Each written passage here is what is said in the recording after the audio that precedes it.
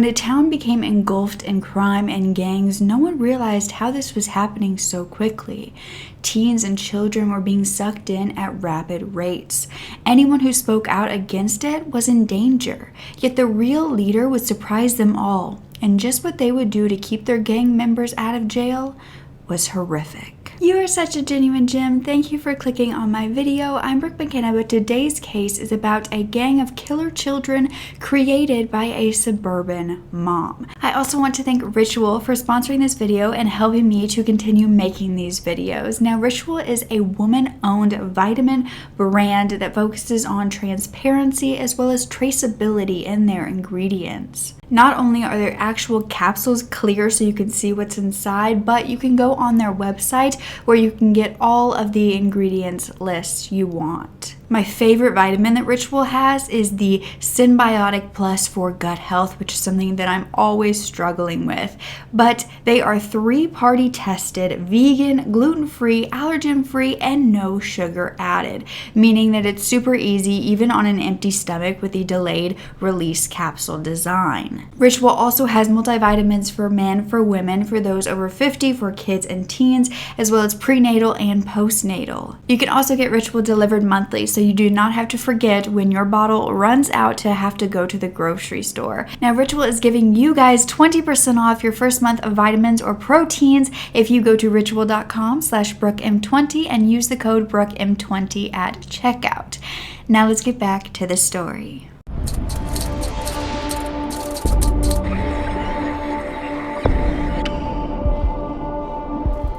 It was 1994 in Oregon, and the Iturra family lived in Eugene. This was Janice and her 18-year-old son, Aaron Benjamin Joseph, as well as his 4 younger siblings that I was not able to find the names of. Now, Janice had to work 2 different full-time jobs in order to feed all of her children as well as house them because she was raising them on her own. Due to this, her 18-year-old, who was the oldest, named Aaron, took over the responsibility of watching his siblings. He fed them, made sure they got to school, made sure that they were asleep, and anything else that they needed from a parental figure. This didn't bother Aaron, though, that he couldn't really be a normal, carefree teenager and that he had to kind of step up and be the man of the household because he was really known to be a protector who watched out for everyone.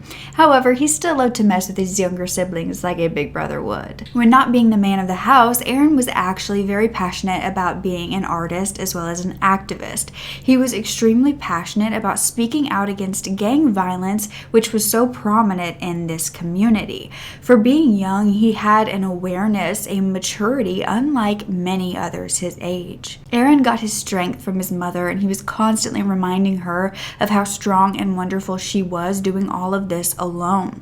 He was also very artistic, like I said, and he would draw Teenage Mutant Ninja Turtles on shirts for little kids. As a Native American standing at 6'5", 250 pounds, hair down to his waist, Aaron was quite a handsome man and was also this very big presence. But it wasn't a scary presence. When you were around him, you almost felt like he was this big bear. When he would go over to his mother, he would always pick her up, grab her, and give her a big hug. He also had a girlfriend named Carrie at this time who he was very close to, and everyone who knew Aaron knew that they should be grateful that he was in their lives. But on October 3rd of 1994, a 911 call would be placed from the Iturra residence.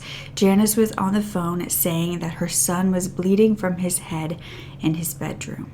Now, first responders arrived on the scene to find Aaron still breathing and rushed him to the hospital. Janice had said that the night prior, Aaron and Carrie were in the living room watching movies when she went to sleep, and she knew that normally they would either stay out there in the living room or go back in the bedroom, but Aaron almost always forgot to turn off the TV and just kind of left it going. So around 1:30 a.m. when she was awoken by screaming, she just thought it was on the television. And so she went out there and she went to turn it off to see what was going on, make sure everything was okay. And there was nobody in the living room and the TV wasn't on.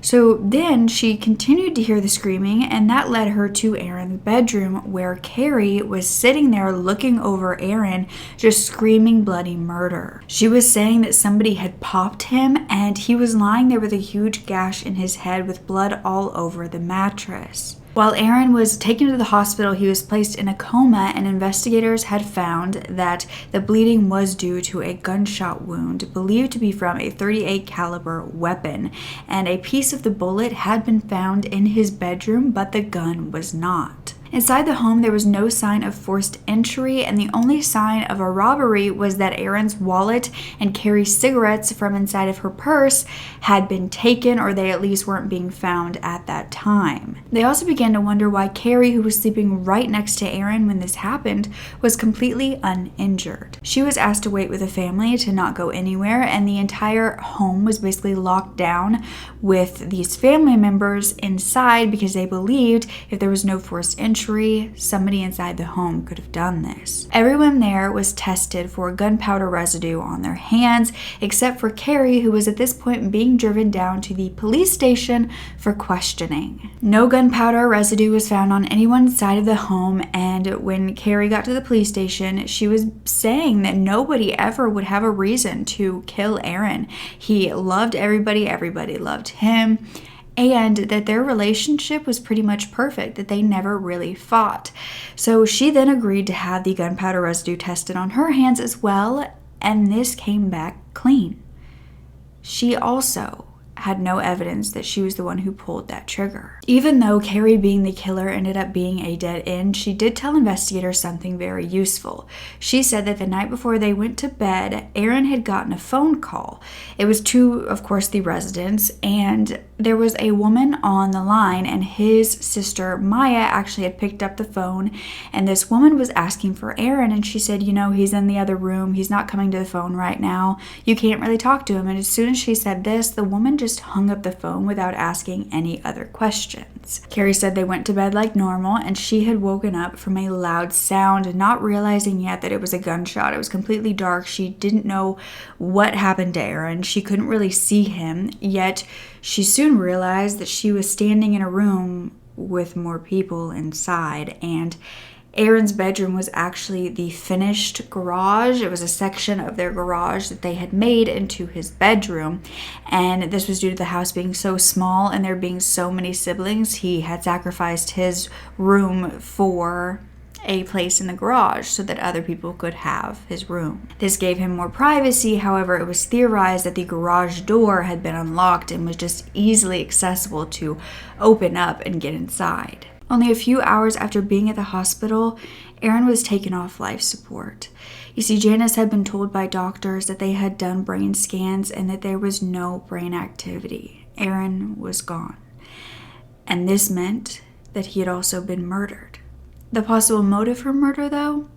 Well, many began to theorize that this had something to do with the fact that Aaron was so outspoken about the gangs in the community, possibly saying something that he wasn't supposed to say or knowing something that they were afraid he was going to say. It was thought that these gangs had decided to silence him, and this was because everybody in this community did know each other. They knew each other's beliefs, what they spoke out against. They knew exactly where they lived, who was in their home. They knew pretty much everything. They would have known that Aaron lived in the garage and how they could easily get in as well. This was also further corroborated when Carrie, his girlfriend, admitted that when she woke up and she finally started to come to, her eyes were adjusting to the dark. She did see two different men in the garage with her. She noticed that they had bandanas over their face, their heads, their necks, their hands, and they were all blue.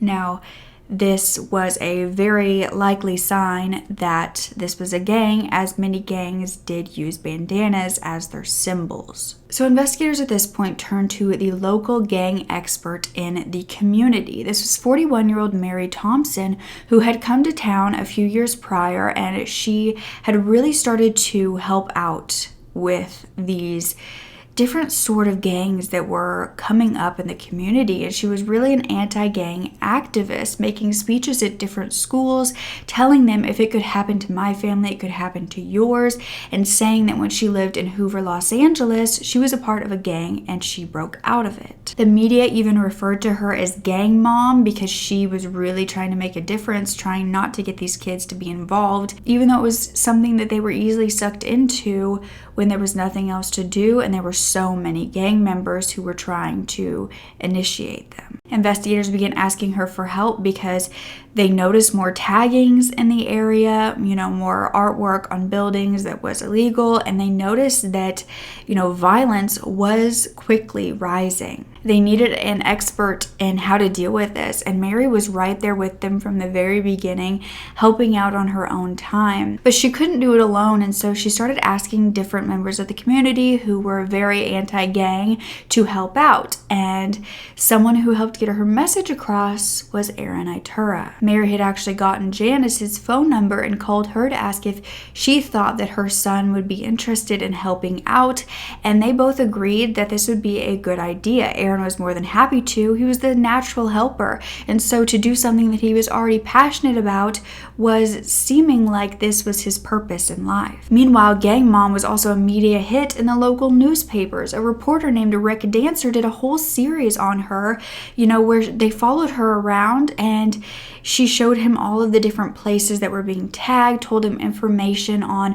what not to do when your kid seems to be involved in a gang, to stop kids from joining, and to look out for the details of, gang initiations in your area, and just like all of the information that you could possibly want about gangs, she was able to inform people on.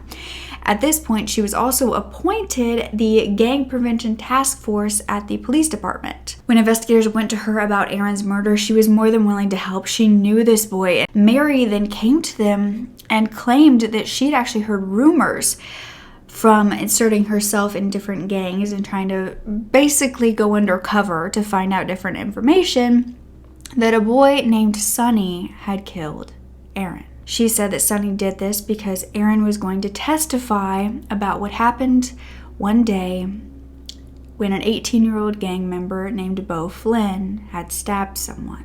Now, 3 weeks prior to Aaron's death, at a Dairy Mart on 99, Aaron was with this boy named Beau and two of their other friends when they came across this 14-year-old boy that Beau allegedly had some beef with. And he ended up going up to him and either stabbing or cutting him after pulling out a knife. And both Aaron and Beau were arrested and were going to be taken to jail. However, investigators told Aaron, if you tell us what happened, if you tell us that Beau did this, like he did, we will make sure that you don't go to jail. But you also had to testify against him as well. Aaron did not want to go to jail. He didn't have any involvement in the actual crime, so he agreed. He told them exactly what happened and agreed to come back to testify. Now, this theory that Aaron was killed so he would not testify did check out because he had been killed 2 days before he would have testified against Beau.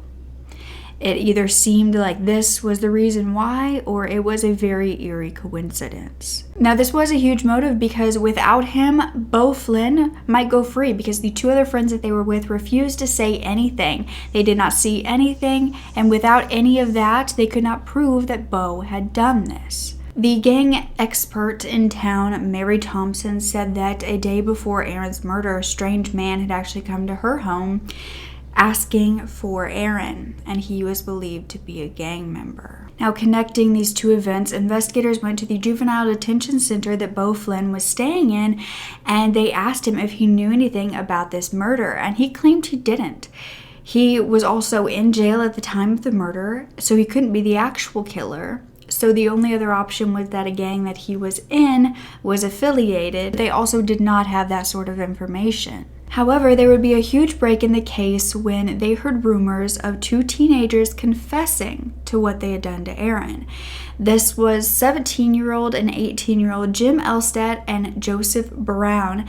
And as soon as investigators began to look for these two, expert Mary Thompson came forward to investigators to say that Jim and Joseph had come to her admitting to what they were doing and asked for refuge from the police. And so she decided at that point to go to the police and turn them in. Now, these gang members, Jim and Joseph, the man who came to her door, were said to do so because she was known in the community to take in kids who were trying to escape violent lifestyles. Even if they were gang members, she had advertised her home as a safe haven. Now, Jim and Joseph were brought in for questioning at this point, and they were adamant that they knew nothing. However, they did take polygraph tests and failed.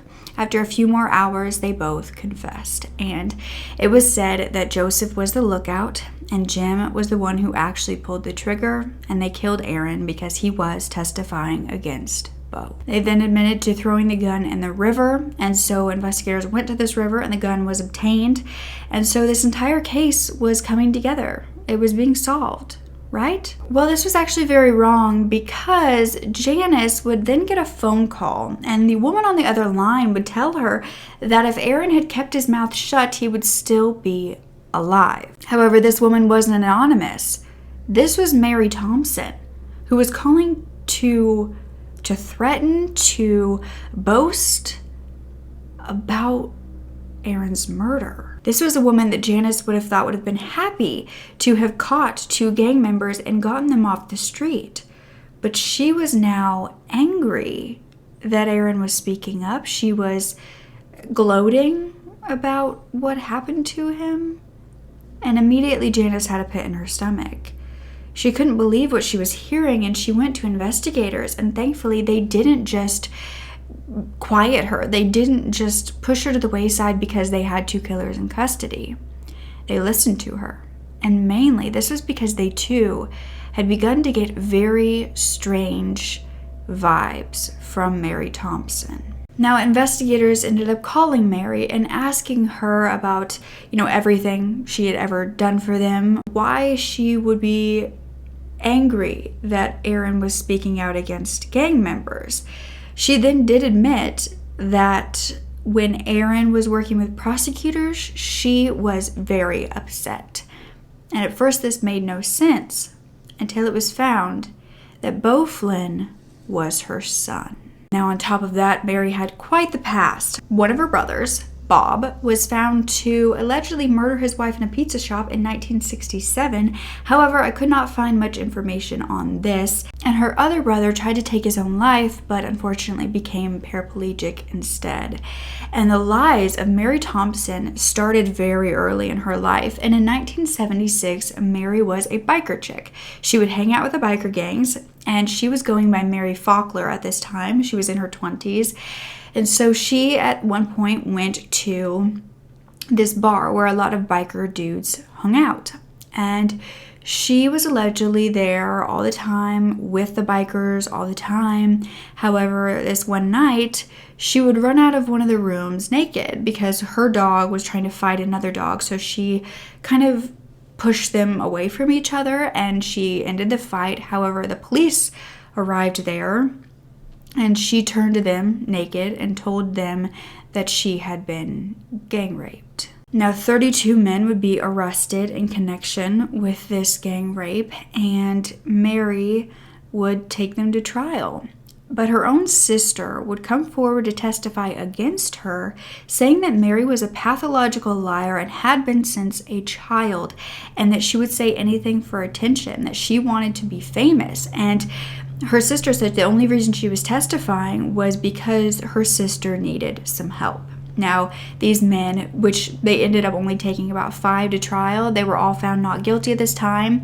And then Mary moved out of town almost immediately afterwards. Once she moved to Oregon, because she had grown up in Ohio, she moved to Oregon and she allegedly became a police informant. However, if you asked her at this time, she was actually an investigator. She took on this job because she felt like no one could threaten to try to kill her or take her life, because she was in with the police. She was also in a job where she would later be fired for embezzlement. She then married a much older man and she had Bo. Now, that's when they moved to Eugene as a family and she began to get involved in gang activism. However, it wasn't necessarily gang activism. She was involved in gangs because her son Bo began to get involved in them at 13 years old, and she was trying to keep up with him. Now, the reason that she became an anti-gang activist was said to be because Bo was getting deeper and deeper into these gangs, and instead of focusing on Bo, everybody in the community was focused on Mary and her ideas to help stop this. She was almost this hero, and she was keeping everybody away from looking at her son. Mary was said to fool the entire community, even police, who were telling her everything about what they knew about the local gangs, and which is exactly what Mary wanted, because she wanted to know if they knew about Bo being involved and how she could stop that before he was arrested. And meanwhile, while helping the police, while putting on this front in the community, she was also said to be involved in beating young people up with her other gang members as a recruitment period. She was also selling meth at the same time she was working as an assistant to a prosecutor who prosecuted drug dealers. She had found the perfect way to be involved in exactly what she wanted to be involved in, the very illegal elements of life, while also covering that up with reasons as to why she talked about it so much, reasons why she knew so much, such as, prosecuting drug dealers. She wasn't a drug dealer, because she was just prosecuting them. That's how she knew so much. She wasn't in gangs because she only knew about the gangs, was fighting against them. That's why she knew everything that they did. The creepiest part, though, was that she would invite all of these young gang members to come over to her house. First of all, they were just children that she would eventually turn into gang members, but she would get them all to come to her headquarters.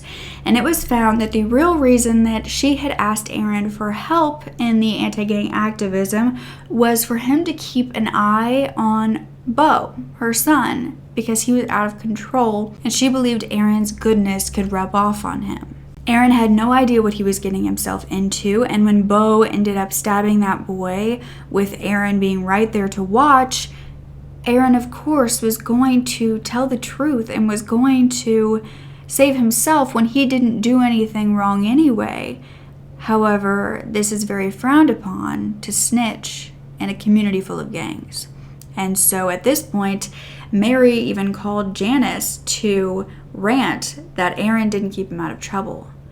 But Aaron didn't know that was even his job. Investigators began to believe that Mary's son Bo wasn't just in a gang, he was the gang leader. Now, investigators were slowly putting it together that Mary had way more to do with this than they could have ever imagined, and they decided to wiretap her phones. Now, this wasn't easy back in 1994. It was going to take quite a lot of money, time, effort, vigilance, and by January 15th of 1995, every phone in her residence was tapped, and investigators were listening to every word of every call.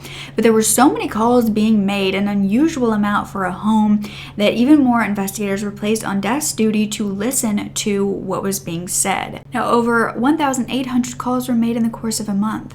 Within no time at all, it was found by investigators that Bo was not the one in charge, at least not anymore.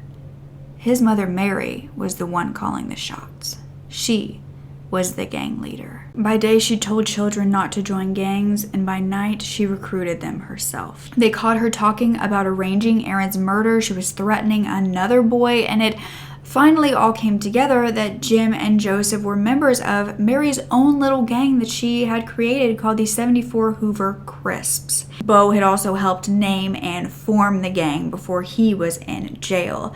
The other members were said to be, of course, Jim and Joseph, as well as a woman named Lisa Fentress, Wayne Hudson, and Angel Elstadt, who was Jim's sister, as well as Bo. Investigators knew more than anything that they needed these gang members to speak out against Mary to convict her of anything, because at this point, yes, they had her talking about being involved, but Jim and Joseph were also confessing to what they had done, and they had never mentioned Mary. So that's when they went to gang member Lisa Fentress, who agreed to speak out only for complete immunity. And she admitted that Mary had influenced the boys to kill Aaron to protect her own son. Joseph and Jim had gone to Aaron's house that night. They were dressed in all black with the blue bandanas all over them, but they realized that it was still too early and everybody was still awake in the house. So they ended up leaving and coming back around midnight. Now, Mary had told them to wear these bandanas over them because it was a symbol that someone was going to get killed. When everyone appeared to be asleep, Joseph ended up going up to the window and tapping on it in the living room to see if anybody stirred. And when they didn't, they decided to go over to the garage door and open it up. Joseph shook Aaron, but he didn't wake up. And that is when Jim pulled out the gun and shot him. Joseph then took the cigarettes out of Carrie's purse, and Carrie woke up at this time and began screaming, looking right at them. They ended up running, and Jim said, "I can't believe it. I shot that mother effer in the back of the head." And he said this with a smile on his face. When Jim and Joseph got back to Jim's home, his sister Angel, another gang member, was waiting there for him. She was very pregnant, and she actually asked him how it was. And Jim and Joseph said it was a real thrill, and they showed her the bullets. At the same time, her water actually broke. She was going into labor. Lisa was then called and told that Aaron had been taken care of. Mary then drove the two boys to the river to dump the evidence. Mary was arrested in February of 1995 and put into county jail. Mary's lawyer, however, believed that she was innocent, that she only took on this street-style approach to the teenagers when they were at her home, because when you are around people on the fringe, you can't try to talk them out of it without them pushing you away. She had to keep them close by not alienating them and her son. He also said that the phone recordings were merely up for interpretation. She was being charged with aggravated murder due to Aaron being killed to prevent his testimony. Jim and Joseph, as well as the other gang members, did agree to testify against her, and one witness said that Mary gave the shooter the go-ahead to murder Aaron and was very excited about it. She could be sentenced to death for this, but she was still not pleading guilty. She testified herself for 2.5 hours, saying that she was not involved. But after 6 weeks, she was sentenced to life without the possibility of parole. She also got another 10 years. Now, Jim and Joseph, who had already confessed, got much smaller sentences. Jim would be given 16 years for being the one to actually pull the trigger, and Joseph was given 10 years for being the lookout. They were also eligible for 20% good time reduction, or, of course, being good while in prison. This minor sentence was said to be due to the fact that there was no Measure 11 in Oregon at the time, and only months after their sentence, Measure 11 did go into effect because of the public outcry at their small sentences. If the trial had only been a few months after, they would have gotten at least 25 years if Measure 11 would have been put into effect, because Measure 11 now requires mandatory minimum prison sentences for serious crimes against persons. They also will receive no parole or sentence reduction for good behavior, and juveniles at 15 years old will be tried as adults. But everyone thought at least they got the gang leader, Mary Thompson, and she was going to be in prison for life. However, her sentence would then be reduced in a legal loophole 4 years later in 2000. Now, the Oregon Court of Appeals overturned her conviction, saying that all of this started because Aaron was going to testify in a juvenile court, and that didn't qualify as a criminal proceeding that could lead to an aggravated murder sentence. Mary was resentenced for only murder and given 25 years, and she was also then eligible for the 20% good time reduction. Now, Mary's son, Beau, had gotten out of jail immediately for stabbing the 14-year-old once Aaron was murdered, because there was no longer any witnesses saying that he was the one to do it. And so they really achieved what they wanted to, because Beau was a free man. But the same year of Mary's resentence, where she got only 25 years, 21-year-old Beau was back in custody because he was in possession of a handgun involved in another murder. 18-year-old Casey Stuffect had been killed, and a few days prior to her murder, Beau and another man were seen coming to her home, and she actually hid and refused to come out until they were gone. A few days after that, she would be shot dead, execution style, in a parking lot. However, it was found that Beau wasn't the one being charged with murder. It was his friend, who was 18-year-old Stephen Weevil, who was found to be the killer and sentenced to life. Casey's ex-boyfriend had actually gone after Stephen's friends and shot at him, and that was why Stephen was going after her. When they searched Stephen's home, they found no murder weapon, but there were rumors that a friend of his named Beau Flynn, was showing off weapons around this time. And when they talked to everyone who knew the two of them, many witnesses said that Beau had been threatening them if they had gone to police. So Beau was convicted of hindering prosecution and sent back to prison. The next year, Aaron's mother, Janice, had appealed to the Oregon legislature to fix the loophole that allowed her son's killer to go from life to only 25 years. She said that she was relieved when she knew that Mary got life and couldn't hurt any more children. And now, since everyone said that this was just a juvenile matter, she had the chance to be paroled in 10 years. Janice was fighting this, hoping for this to become Aaron's law. She said, back in September 1994, it was a very hard decision for my son to testify against his friend, but it was what he had to do, even though it cost him his life. I was proud of him. When Mary was given a shorter sentence on December 20th, 2000, I felt betrayed by the justice system, knowing the only reason this happened was because of a little juvenile matter. You must see that my son is just as dead, whether it be juvenile, civil, or adult court. Having a witness killed should hold the same sentencing time as the court can allow. You must understand that these victims are doing the right thing. The way it is today, and their families are being victimized all over again. However, the governor turned this down, and 2 years later, she tried again with the Crime Victims United, who are also trying to fix this loophole. And Janice said, I would like you to imagine for a moment that an adult murders a member of your family, possibly your mother, because they are a witness in a criminal trial, to keep them from testifying. That murderer can then be found guilty of aggravated murder. Then, imagine for a moment that your sister is murdered to keep her from testifying, only this time it is a juvenile trial. That murderer can only be found guilty of murder and not aggravated murder. Both were stepping up and doing the right thing, just as my son Aaron did, but you must understand that they are just as dead. I believe anyone who orders the murder of a witness at any level of legal court proceeding, whether it is juvenile, criminal, or civil, should be eligible under the aggravated murder statute.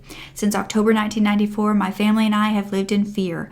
Aaron got the death penalty, and my family is sentenced to life without Aaron. However, I don't believe that anything has been done to change this, and Joseph Brown would end up being released after only 7 years, whereas Jim Elstadt was released after only 12 years. But Janice Iturra, Aaron's mother, was said to be such a light in this case. Her own son had been murdered. She was going through the worst grief that a human can go through, and yet she was so passionate about making sure that everyone knew who her son really was, how incredible of a human he was becoming, and had always been. Every step of the way in this case, she made sure that no one forgot who they were fighting for, why they were fighting for answers, and Janice has continued to be a smiling human full of joy, full of extreme strength, just as Aaron had always told her. Now, Aaron's sister, Maya, who had picked up the phone that night and pretty much confirmed to the gang members that he was there, which is why they had called, and just asked if they could speak to him, felt like it was her fault that her brother had been killed. And